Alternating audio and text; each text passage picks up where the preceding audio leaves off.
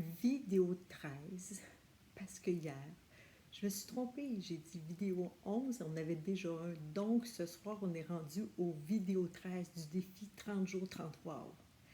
Je continue le sujet sur l'alimentation intuitive parce que je me suis réécoutée et puis, oui, je divague beaucoup, je m'éparpille, je suis tellement passionnée que je pars sur plein de sujets. Donc, je vais juste redire moi, comment ça fonctionne.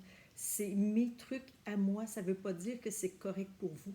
Mais je voulais juste vous dire que si c'est quelque chose qui vous intrigue ou peut-être vous avez besoin d'aide, il y a des nutritionnistes, Karine Gravel entre autres, que elle est nutritionniste et elle fait aussi cette approche-là. Donc, vous pouvez être suivi par quelqu'un. Pour moi, l'alimentation intuitive, c'est vraiment je mange quand j'ai le goût de manger, à l'heure que je veux et qu'est-ce que j'ai le goût de manger. Donc, je me prépare quelque chose avec amour. Je prends le temps. Tu sais, je prends le temps. Quand j'ai plus faim, j'arrête. Puis, oui, il y a des fois, ça ne fonctionne pas parce que je suis ailleurs pour X, Y raison. Il n'y en a pas de problème. Allez-y, comment vous avez le goût d'être. Comment votre corps vous parle.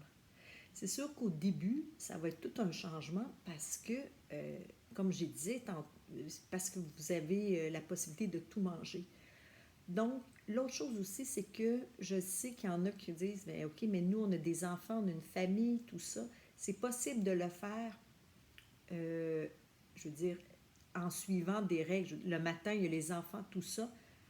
C'est juste de leur donner comme notion de prendre le temps d'y goûter, de s'asseoir. Si vous devez partir, vous travaillez, puis vous êtes pressé, habituellement, vous mangez dans l'auto, soit un smoothies, au moins votre première bouchée, votre deuxième, prenez le temps d'y goûter. Puis juste des petits gestes au quotidien pour changer un peu. Puis, je veux dire, la nourriture, vous pouvez préparer des choses, puis les gens, ils peuvent, tu sais, je sais pas, moi, une fin de semaine avec les enfants, ben vous dites, OK, on met plein de nourriture sur la table, on choisit nous autres mêmes, on prend le temps, on déguste. Donc, allez-y à votre rythme. Comme je vous ai dit, dès que vous n'avez plus faim, vous arrêtez. Et surtout, c'est la règle de manger lentement. Alors ça, je sais que c'est très, très difficile. Il y a plusieurs personnes qui m'en parlent, disent, écoute, moi je cuisine quelque chose, le chum, il mange ça en 5 minutes, c'est à peine j'ai le temps d'arriver, les enfants, ils sont partis, tout ça. Donc, ensemble, prenez le temps de vous asseoir, dites de poser leur fourchette, faites-leur prendre conscience que vous avez cuisiné longtemps, puis ils mangent super vite. Puis ils ne savent même pas les goûts. Donc, à un moment donné, ils disent, hey, c'est quoi les épices qu'il y a, tout ça? Alors, trouvez-vous votre technique à vous, tout ça. L'autre chose que moi, je voulais vraiment vous parler aujourd'hui, c'était sur euh, est-ce que vous croyez que vous pouvez être heureux ou avoir du bonheur, même si vous vivez des épreuves? Moi, qu'est-ce qui m'est arrivé, là, c'est plusieurs fois au cours de ma vie que les gens m'ont dit, toi, Marie, tu as toujours l'air de bonne humeur, tu es toujours dynamique, tu as toujours ci, toujours ça. Puis là, il y en a qui m'ont reproché d'être hypocrite. Ils ont dit, toi, tu es une façade. Tu fais semblant d'être de bonne humeur, puis d'être heureuse, puis en fin de compte, ça ne marche pas tes affaires, puis tout ça. Puis moi, je suis restée longtemps avec cette critique-là de dire, mais voyons donc, je ne fais pas par exprès, c'est dans ma nature. Je suis une fille positive, optimiste, joyeuse. J'aime motiver les gens, j'aime, point final. Puis j'ai cette grande force, grande capacité à faire la distinction.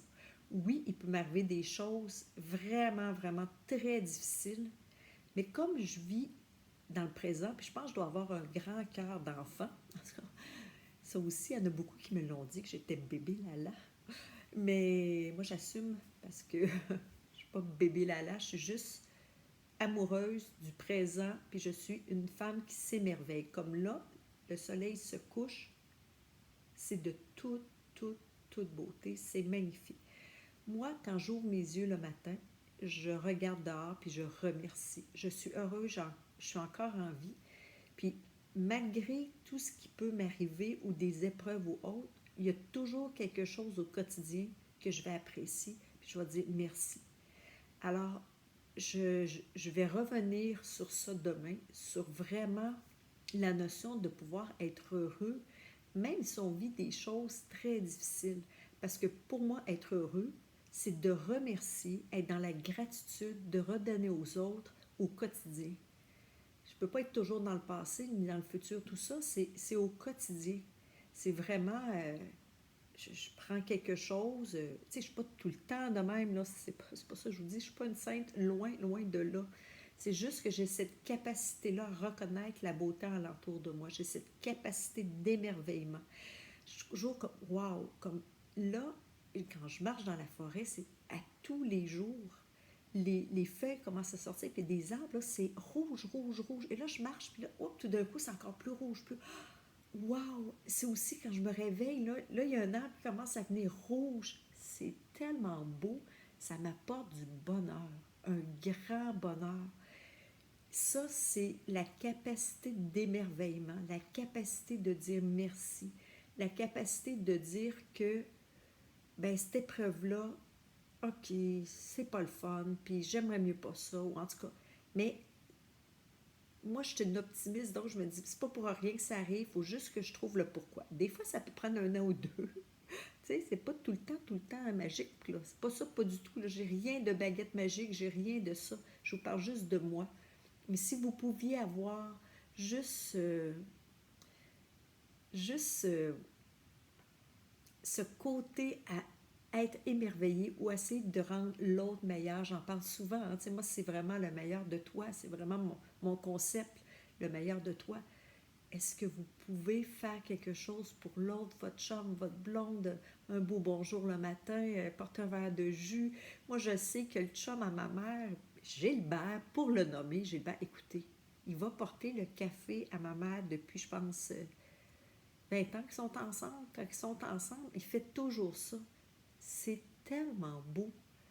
C'est tellement beau, tu sais. Alors, des fois, ça peut être un café, un jus. Quelle belle attention. Alors, mettez du sens à ce que vous faites, puis faites-les avec votre amour. Moi, c'est ça mon ingrédient, c'est faire avec amour, pas dans le but d'avoir un retour. Alors, c'est ça que je voulais vous dire. Je voulais juste vous dire que en ce moment, là, je suis comblée parce que je vous parle, je fais ma vidéo, je regarde un soleil qui se couche. Écoutez, c'est orange, c'est de toute beauté. Hier, c'était rose partout, partout, partout. Puis, vous savez, je suis fière de moi parce que là, quand j'ai su que oh, Marie, t'es pas le 12, t'es le 13, je suis mélangée dans mes chiffres. Avant, là, la perfectionniste, elle aurait voulu tout refaire ou faire une dose qui manque ou toutes ces affaires-là. Non, c'est fini, Anini, là. Je rentre là-dedans pour savoir qu'est-ce que ça me fait faire, puis comment je peux grandir là-dedans, comment je peux devenir une meilleure personne. Alors sur ce, je vous souhaite plein, plein, plein de découvertes, d'émerveillement, de gratitude, puis d'amour pour vous et pour les autres au quotidien. Le matin, quand vous vous levez, là, puis vous réveillez, là, ben dites-vous merci. Dites merci à la vie, puis partez positivement, ça va changer, mais je reviens là-dessus demain. Vraiment le positif, parce que je me rends compte que c'est quand même ma grande force. Sur ce, je vous souhaite vraiment, vraiment, vraiment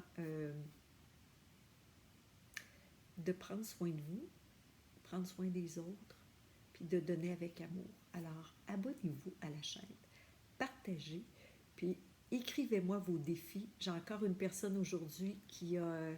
Je voudrais vraiment la remercier, Jocelyne, qui a décidé, elle aussi, d'apprendre l'espagnol pour pouvoir faire de l'aide humanitaire.